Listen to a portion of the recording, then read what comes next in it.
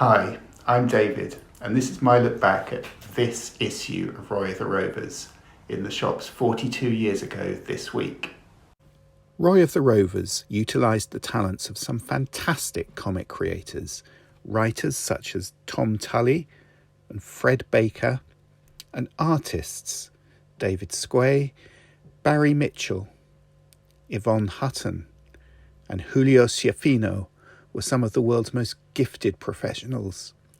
The comic was brilliantly assembled by legendary editor Barry Tomlinson, who seemed to know exactly what young football fans wanted and how to produce it and publicise it to the max. Each of the 8 strips in this comic was not only a great serialised story, but showed tremendous attention to detail to how the game is played in different contexts and the culture and paraphernalia surrounding it. In addition to the lead story, 4 of the adventures in this comic are set in realistic environments. The Marx brothers followed the fortunes of brothers Steve and Terry Marx, who played together for First Division Kings Bay, this week winning the UEFA Cup. The Safest Hands in Soccer was the story of brilliant young goalkeeper Gordon Stewart, who played for another First Division team, Tynefield City. There were also more relatable stories about grassroots football. Durrell's Palace was about a non-league team with talented players, but always strapped for cash. And Tommy's Troubles was a youth football story. Tommy Barnes and his pal Ginger Collins formed their own team, Barnes United, because their school prioritised rugby over football.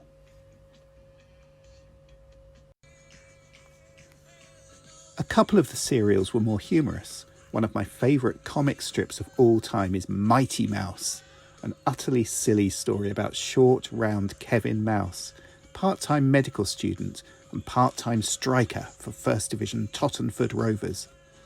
Mouse's escapades were always ridiculous and the script often laugh-out-loud funny, but the best thing about it was Schiaffino's dynamic artwork, so full of movement and expression and slapstick comedy. This Argentinian artist, who also drew Hotshot Hamish in Tiger, was one of the absolute greats. The Hard Man, starring tough defender Johnny Dexter and his eccentric manager Victor Boscovich, was another comedy strip. In this week's issue, Victor puts in a cross-comic call to Melchester Rovers to ask whether Roy himself is for sale. Completing the lineup is a fantasy story, The Footballer Who Wouldn't Stay Dead. After being struck by lightning, a young player finds himself connected to the ghost of a professional who was killed by a lightning strike 70 years previously. The star of yesteryear gives young Mel tips on how to succeed at life and the beautiful game.